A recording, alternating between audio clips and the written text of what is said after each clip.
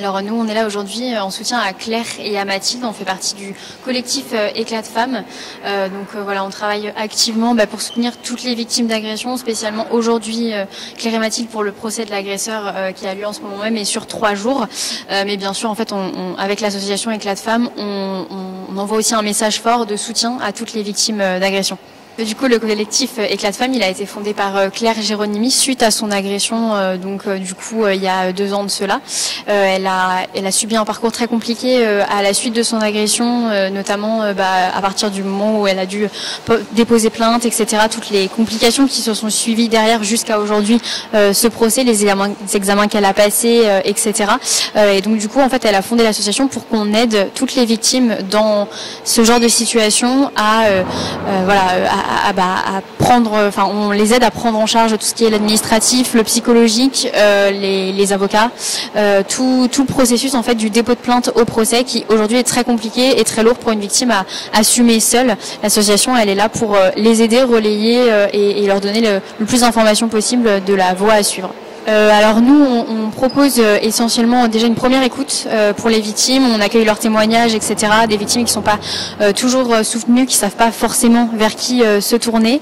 Alors évidemment, on a aussi des aides au niveau psychologique et juridique. Nous, on a des psychologues et des avocats qui travaillent avec nous, qui peuvent accompagner les victimes, un peu partout en France.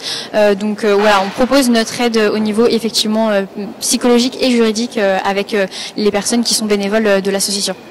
Alors aujourd'hui, l'association, officiellement, donc on a trois personnes qui travaillent à plein temps dans l'association il y a une 60aine de bénévoles au sein de l'association et des professionnels en plus qui sont autour d'une dizaine de professionnels en plus.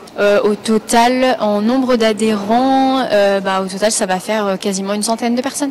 Alors vous pouvez nous retrouver du coup sur les réseaux sociaux. On communique beaucoup sur Instagram, notamment @éclat de femmes. Vous avez également les agences locales, les postes locaux d'Éclat de femmes, dont on a du coup à Nantes, à Nice et puis à Reims, du coup la référence de Reims qui est avec nous aujourd'hui. Vous pouvez également les retrouver sur les réseaux sociaux de la même façon. On est présent sur tous les réseaux sociaux, TikTok, Instagram, YouTube, X, etc. @éclat de femmes. Honnêtement, c'est un début d'audience extrêmement compliqué parce que on est face à un homme d'1m80, 80 kg, qui n'a visiblement aucun regret. On est face à quelqu'un qui n'a aucune empathie. D'ailleurs, c'est totalement ce que la police a remarqué, ce que le contrôle psychologique qu'il y a eu derrière a remarqué. Aucune empathie pour les victimes. On est face à quelqu'un qui a été condamné 12 fois et qui a notamment été aussi l'objet de violences sexuelles dans le cadre des condamnations qu'il a eues. C'est-à-dire que quand il a été arrêté pour les 2 viols de ces 2 jeunes femmes, il a été placé en détention et dans le cadre de sa détention, il a agressé sexuellement une pénitentiaire qui s'occupait de le contrôler, quoi. Il a voulu se masturber sur elle et il a même expliqué dans le cadre de son audition suite à cet acte qu'il ne regrettait rien et que s'il pouvait le refaire, il le referait. De la même manière, il a expliqué s'être masturbé sur une directrice pendant qu'elle était à la télé. Il lui a expliqué ça ensuite dans les couloirs quand il est passé. On est face à quelqu'un qui est totalement soumis à ses pulsions, qui est dirigé par ses pulsions, mais qui derrière ne regrette rien. Il a eu un comportement outrancier durant toute l'audience, où il a insulté l'avocat de la victime, de Claire Géronimi, où il a pris à partie également son propre avocat et où il a osé dire en présence des victimes, des 2 victimes qui étaient là, et sous la pression, visiblement il ne supportait pas la pression des questions qui lui étaient posées, il a fini par répondre, vous savez, parfois par amour on s'exprime mal. Est-ce que vous vous rendez compte de la violence vis-à-vis des victimes qui étaient là de dire ce genre de phrase? Et d'ailleurs Claire Géronimi a dû quitter à ce moment-là le procès parce que je pense que psychologiquement c'était juste trop pour elle. Et c'est grave de se dire qu'aujourd'hui on est face à ce genre de situation finalement. On est face à un homme qui, dès son enfance, a commencé à commettre des actes de violence et est arrivé en avion par son oncle qui habitait en France. Il est arrivé de manière illégale. Il a été pris en charge par l'aide sociale à l'enfance rapidement, placé en foyer il a été auteur d'attouchement, en tout cas accusé d'attouchement sur une jeune fille de la famille où il avait été placé par la suite. Donc il est retourné en foyer, il serait tombé dans le cannabis et il justifie d'ailleurs ses actions actuelles en disant que c'est parce que il est tombé dans la partie obscure de la force et que c'est ce qui le mène aujourd'hui à violer des femmes dans la rue. C'est pour soutenir la victime, c'est pour soutenir Claire, soutenir Mathilde, parce que c'est juste hallucinant de voir ce genre de situation, mais c'est aussi énormément de colère. Moi, quand je vois le parcours de ce jeune homme qui, depuis 2012, est condamné, il est en prison là depuis 2023, ça fait depuis 2012 qu'il a eu 12 condamnations, une par an, et si vous voulez, même plus que d'une par an, et si vous voulez, aujourd'hui, il y avait 1000 moyens de protéger Claire Géronimi, à 1000 moments, il aurait pu être expulsé, ça n'a visiblement pas été fait, et force est de constater que ces jeunes hommes-là arrivent sur notre sol, on ne sait pas dans quelle mesure ils n'ont pas un passé également dans leur pays d'origine, et aujourd'hui on est les cobayes d'une politique migratoire qui est pas maîtrisée. Une colère très juste, mais aussi une colère qui est fortement augmentée par le comportement de cet homme dans le cadre et aussi toutes les chances qu'on lui a données. Et il y a une phrase qui m'a choquée là aussi, il dit « Oui, j'ai l'impression qu'on ne m'a pas donné ma chance dans ce pays ». Il a eu toutes les chances, on lui a tout offert quand il est arrivé en France, l'éducation, un foyer, une autre famille, de quoi se nourrir, une éducation qu'il n'aurait peut-être pas eu dans sa famille centrafricaine, et malgré ça, il se comporte d'une manière extrêmement violente. Il était connu pour être un grand bagarreur. Pourquoi cet homme n'a pas été renvoyé? Pourquoi on en est avec des femmes violées aujourd'hui dans leur hall d'immeuble? Je ne comprends pas. Oui, je pense, parce que de toute façon, pour ses faits de bagarre, quand il était mineur, il a pris quelques mois de sursis qu'il n'a jamais fait. Quand plus tard, il a commencé à être violent, il a eu des peines de travaux d'intérêt généraux, mais il n'a jamais été renvoyé, en fait. Et d'ailleurs, il le dit très bien, hein, pendant l'audience, il l'a dit, quand on lui a demandé pourquoi n'êtes-vous pas rentré chez vous quand vous aviez été frappé d'OQTF, il a dit, bah, pourquoi faire? Je me suis habituée à la France, pourquoi je rentrerai? C'est-à-dire qu'à aucun moment, ce jeune homme, on lui a mis au pied du mur en disant maintenant tu rentres. Je ne suis même pas sûre qu'il ait fait un séjour en centre de rétention administratif.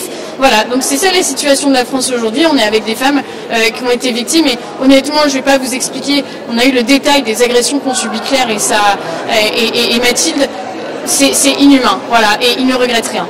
Le gouvernement est responsable, évidemment. Aujourd'hui, depuis 2012, il y a 1 million de QTF qui ne sont pas appliqués. On se retrouve à financer par nous-mêmes l'aide juridictionnelle qui va prendre en charge les frais des migrants qui font des recours sur des OQTF pour pouvoir rester sur le pays. On va nous aussi financer par des subventions qui sont allouées à la CIMED, qui sont allouées au Secours catholique. Et ça, c'est notre argent qui part là-dedans, c'est le gouvernement qui décide de mettre ça là-dedans. De la même manière, le gouvernement est responsable puisque Emmanuel Macron, rappelez-vous, s'était engagé à 100% d'application des OQTF. Même dans une dictature, ça n'existe pas. Mais Emmanuel Macron pensait que c'était possible. Et bien non, c'est pas possible, on est à 7%. Même Manuel Valls, en 2012, faisait mieux, il était à 22%. Il y a plusieurs choses. D'abord, avoir une véritable diplomatie avec les pays d'où viennent ces jeunes hommes-là. Et s'il n'y a pas de diplomatie possible, appliquer des sanctions. Il y a un moment, ça suffit. La majorité des OQTF nous viennent d'Algérie. Il va falloir qu'on règle notre problème avec l'Algérie. Il y a une autre chose à faire aussi, c'est que par exemple, en cas de personnes qui sont violentes, normalement, ils sont censés être envoyés à la frontière par le biais policier. À 60% des cas, ce n'est jamais fait. Ces jeunes hommes sont lâchés totalement dans la nature.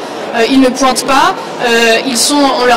Tout est frais payé avec des hôtels sont pris en charge quand ils sortent des centres de rétention administratif. Il y a la loi Marlex qui était une très bonne loi qui permettait justement qu'ils puissent rester plus longtemps en centre de rétention administratif, mais visiblement ça n'a pas été voulu puisque le Conseil constitutionnel a censuré la loi Marlex. Je suis présente aujourd'hui pour le procès de l'agresseur de Claire et Mathilde, agression qui a lieu il y a 2 ans. Et aujourd'hui, le procès a lieu sur 3 jours et le verdict sera rendu vendredi. Moi, je suis pas témoin de scène, je suis témoin pour Claire parce que je la connais depuis quelques années, un peu plus de 10 ans, enfin un petit peu moins de 10 ans plutôt. Et je travaille avec elle au quotidien, donc je peux témoigner de l'avant, de l'après et de l'impact qu'a une agression sur une femme. C'est toujours très violent, je pense que c'est une banalité à dire mais qui est une réalité, c'est que c'est très violent et on se rend même pas compte de ce que la personne vit. Il y a tout ce qui est à côté, il y a les personnes qui ne vont pas comprendre, il y a les dommages collatéraux de la famille, les amis et c'est un changement radical, c'est un changement de vie. Claire a dû tout arrêter du jour au lendemain. Nous avec l'association, on sait qu'une femme sur 3 vient en burn-out après une agression sexuelle. Ça c'est important de s'en rendre compte. Elle était ce qu'elle veut montrer à tout le monde, c'est une femme forte parce qu'elle a décidé d'en faire un engagement. Elle s'engage pour les femmes qui ont vécu ça et qui sont restées dans le silence. Et elle s'engage pour les femmes qui risquent de le vivre parce que malheureusement c'est une réalité. Et moi, les premiers mots que Claire m'a dit, c'est ce que j'ai vécu, je veux pas qu'on le vive ensuite. Je veux pas qu'on connaisse la solitude que j'ai eue après. Je pense que je suis pas la personne qui en a le plus souffert parce que je suis pas ses parents. Je ne suis pas. Je pense que le plus dur a été pour les parents et la famille très très proche. Je pense qu'en tant qu'amis, on doit être là. On se doit d'être là et on est là. On sera encore là. Mais c'est un rôle qui est totalement différent. Nous, on a un rôle de soutien et la famille encaisse. L'OQTF est un fait. Après, tous les agresseurs ne sont pas des hommes sous OQTF. Et c'est triste à dire, mais les OQTF sont qu'un pourcentage. Donc le gouvernement est responsable, oui et non. Aujourd'hui, c'est un homme sous OQTF. Demain, ça sera un homme, un citoyen français et ça ne changera rien. La chose est la même, le traumatisme est le même, la victime sera la même. Ça, c'est un sujet encore autre. Nous, avec l'association, on préfère pas parler de ce type de sujet. Aujourd'hui, on fait pas de tri dans les victimes, que ce soit une personne qui a été agressée par un homme sous OQTF ou pas. On fait pas de tri dans les victimes. Donc, je vous cache pas que nous, on s'exprime pas sur ce genre de sujet. Un OQTF est un OQTF et une victime reste une victime. Nous, ce qui nous importe, c'est les victimes, leur suivi et ce qui se passe après. Qu'il soit juste, mais on n'en doute pas vraiment parce que les faits sont là. L'agresseur est quand même reconnu et n'a pas l'air d'essayer de se défendre plus que ça, donc je pense que la justice sera faite et on a totalement confiance dans notre pays. Et nous, ce qui nous importe, c'est surtout l'impact que ça va avoir derrière. Se dire que les victimes qu'on va accompagner ensuite auront conscience qu'une justice peut être faite. Complètement. Il y a 2 femmes du même homme. Je pense qu'il n'y a pas de bon agresseur, il n'y a pas de bonne victime. Elles se sont retrouvées au mauvais endroit au mauvais moment, malheureusement. Il est passé par là et ça aurait pu être 1, 3. Ça reste des victimes. C'est compliqué de vous dire si c'est normal ou pas normal. C'est passé comme ça, c'est passé. On ne peut pas faire autrement.